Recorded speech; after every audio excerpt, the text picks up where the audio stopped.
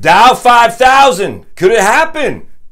It's clickbait. I'm just reading you a headline from an article in the Wall Street Journal on March 9th, 2009.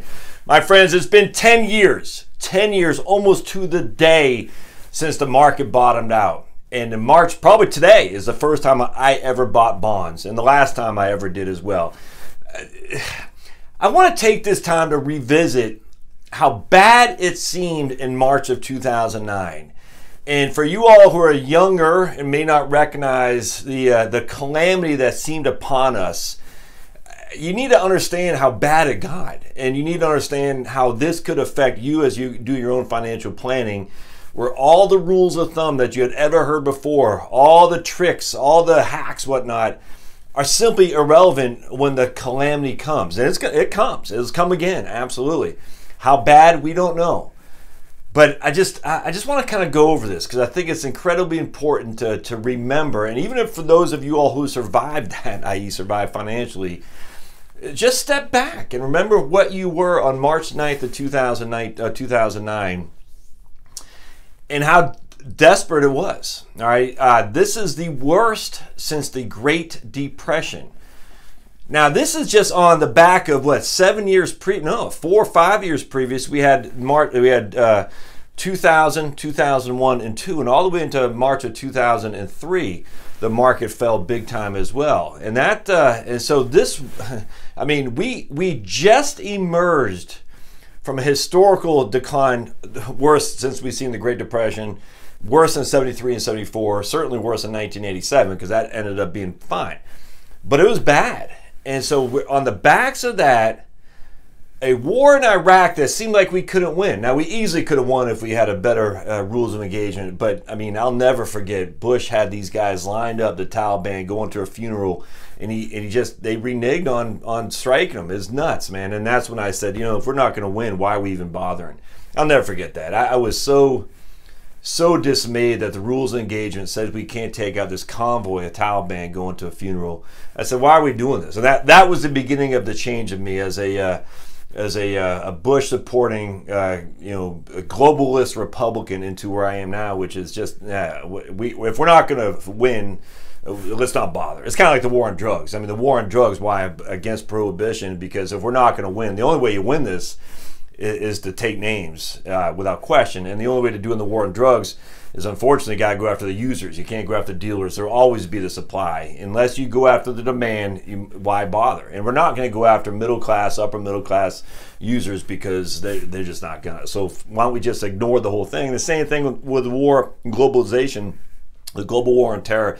If you're going to worry so much about collateral damage, and you should. I mean, I don't want to be wrong here.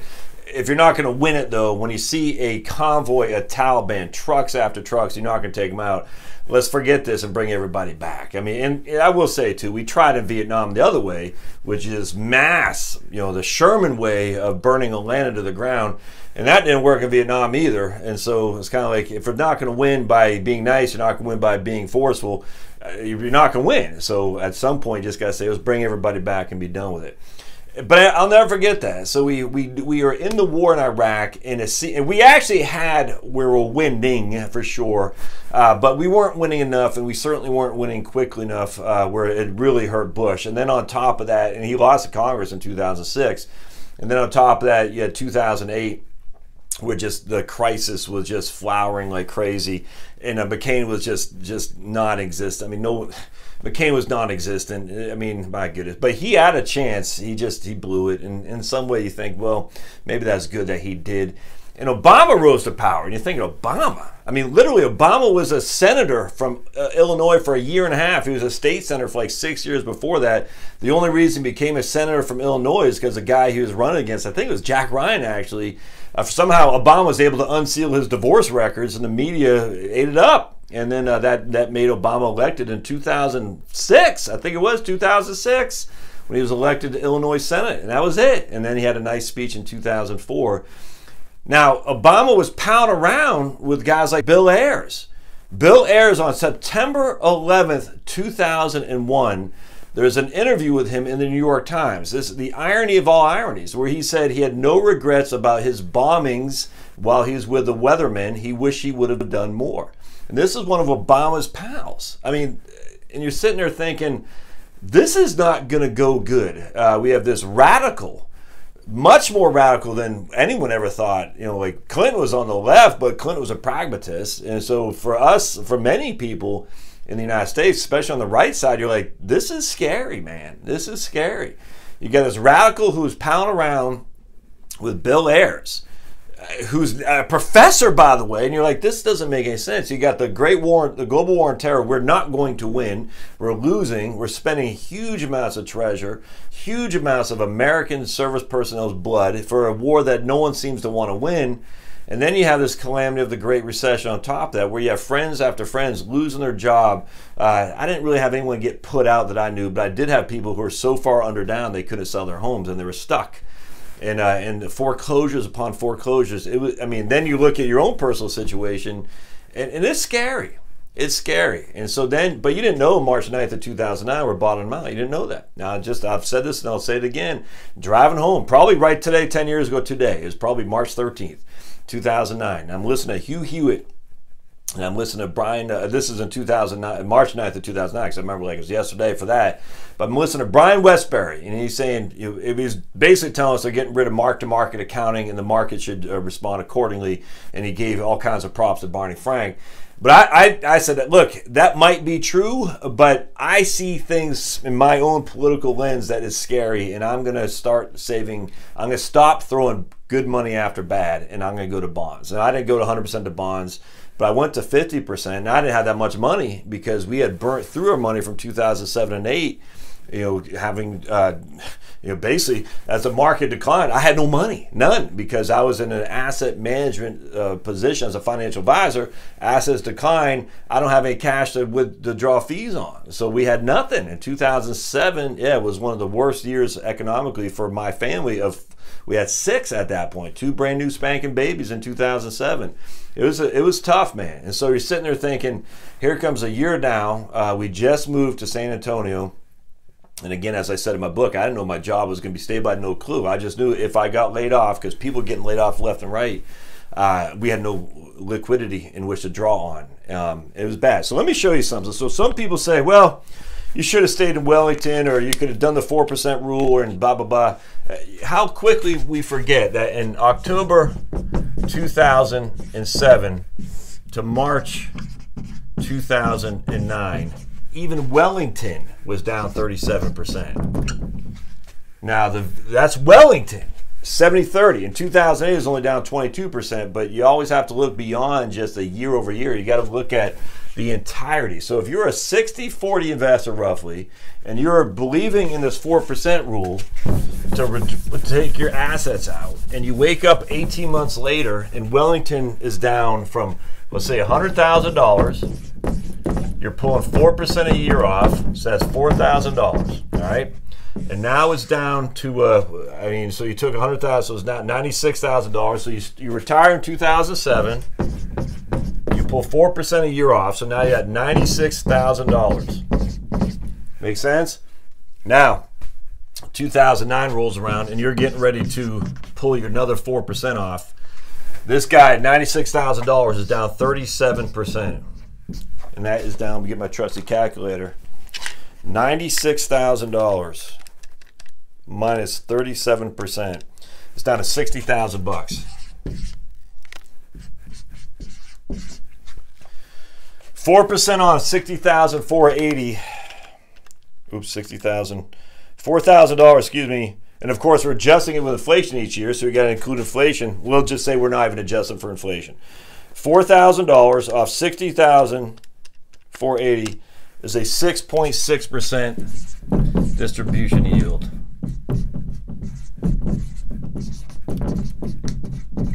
No one's going to sit there and say you can live off 6.6% for 30 years.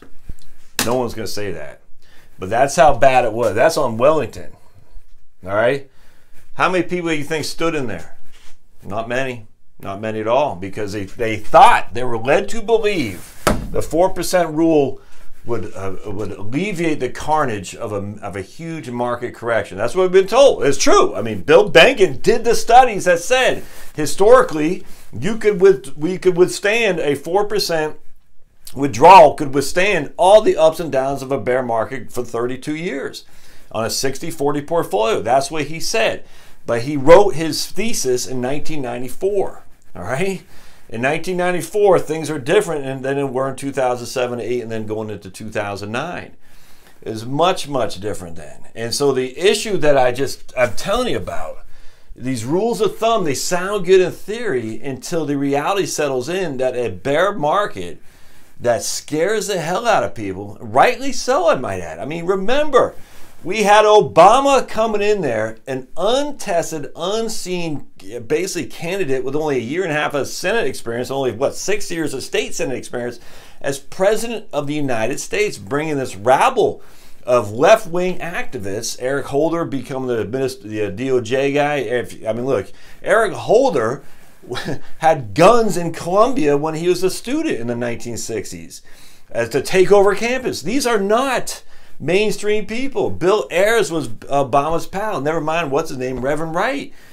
I mean, you're thinking Hillary Clinton looked like the safer option, which is nuts because from the right, Hillary Clinton was radical as can be in the 1993 and 4 with Hillary Care. It was scary, man. Now, for those of you on the left, I kind of see what you're thinking about Trump. You're sitting there thinking, who the hell is this guy? Who's he pounding around with? And unfortunately, the media, this is the difference between you guys on the left and us on the right, is we are trained to recognize the media lies. You guys, I think a lot of you guys buy a hook, line, and sinker. And so we realize we only take with a grain of salt what the media says because we know the media is pushing an agenda. The Associated Press certainly pushing an agenda. We know this factually. There's really no debate. So us on the right, we're used to the media with scare stories if it's someone on the right. We are not used to the media with scare stories if it's someone on the left, like when Obama came in 2009, because we usually the media is there to prop them up. That's a fact. So, but anyway, I can see how you would be scared because all you're hearing in the mainstream media is the negatives on Trump with Russia and all this and stuff. I can see how that'd be scared. I mean, trust me, I get it. I think you should look beyond just the mainstream media and look at other sources of independent journalism for sure. But man, I'm telling you right now, I get it. I get it. I can see how that would, just cloud your judgment because I was there. I was there. And it was scary. Now, I didn't lose my job, thankfully. Thank the good Lord, I didn't lose my job. But it was some trying times back then. And I just think that in this day, to remember what it was 10 years ago today, how bad it seemed, and reading his headlines like the Wall Street Journal, which I just showed you, that said the Dow 5,000. And there's so many headlines just like that throughout the financial media is horrible, mainstream media is horrible, even sports media, always focusing on the negative. And why is that? Because they know they'll get clicks. The clicks, negativity appeals to people's just human beings. I mean, humanity, we are naturally a worrisome crew, which is good. That allows us to survive. So we're going to click on something negative. We're not going to click on something positive. Media knows that. But with that said, if you, and I won't, just go back and say headlines are 2009. It's frightening, man. Now, 10 years removed, we're gone beyond that. All right, so now we can say, Wellington was only down 22% in 2008, but it was down 37%. Up here from October 2007 to March 9th of 2009. How many of you said, I hear Brian Westbury on the Hugh Hewitt show. He talked about mark-to-market accounting getting rid of as one of the general accounting principles. How many of you said, this is a great time to invest all my money? The answer is no. And secondly, did you have any money to invest? Because most of us were fully invested to begin with. And if you didn't have money to invest, how did you take advantage of it? Well, you're putting your 401k contributions in. No, I get that. It's turned out to be a wonderful thing. But the facts are you didn't have any cash on the side in order to invest, unlike Warren Buffett, who did. So anyway, I just wanted to revisit that because you're taking $4,000 a year, the 4% rule. You fast forward 18 months, it's not 4% anymore, it's 6.6. And 6.6, you're not going to get the job done. You'll run out of money. And don't forget, in 2009, you weren't thinking, this is it, this is over, this is the worst. Okay, you didn't know. That's what I'm trying to say. You did not know. You did not know that was going to be the bottom. I'm telling you, that's the whole thing with the Dow 5000. You're thinking it's going to get worse. It's going to get worse and worse and worse. Thankfully, it didn't. Doesn't mean next time it won't. I mean, if you look at Nassim Taleb, he talks about the black swans all the time. If you look at Meb Faber, they talk about the idea that, yeah, America survived nicely, but no one knew that what would happen in Russia, no one knew what happened in China, no one knew what happened in Venezuela, and the list goes on and on. Are we the outlier or are we the average? Now, I would say we are the outlier. Doesn't mean don't invest. It doesn't mean that. It just means recognize that 10 years ago today was doom and gloom throughout the world. And we survived. I don't know if we're going to do it again. No idea. But I do know the way to survive better, guess what it is? Not rely on the markets that are out of your control. It's rely on yourself, which is paying off your debts. I'm telling you right now, because if you have no debts, you're in a whole lot better place than if you have debts and you're relying on the 4% rule to pull your money out of an account that's just down 37% with no end in sight. All right, that's 10 years ago today, my friends. Oh, man, what a time it's been. And since then, it's been great. What goes up comes down. That's just a fact. And now, does that mean the markets are due? We just had a bear market. Just FYI, the bear just happened. And so we've just had that for the first bear in 10 years, which is what we needed. Was it a huge bear, significant bear? No. It was a bear nonetheless, though. And so because of that, the whole thing, we're due for a correction. We just had it. I'm not saying we won't. I have no idea. But the idea we're due for a correction because we've had such a good 10-year run, that doesn't make any sense. We just had our bear. So, look, I don't know. I do know, though, that cash gives you the staying power to avoid this stuff. And I'm going to do another video here in just a second and show you the risks that were inherent in bonds as well. Cash gives you the time to relax while this is happening, for sure. Not having any debt gives you the ability to withstand turmoil in your finances. I'm telling you right now. This stuff happens if you're tied into the markets, be it stocks and or bonds, because you are told that's the best way to increase your financial wherewithal. I'm telling you, I'd ask you to think again. Cash, no debt, having some gold, coin is always a good thing as well. All right, 4S is subscribe, share, say your comments down below. Where were you in 2000? Do you remember how you reacted? I'm just curious because I remember how I did, and I'm ashamed.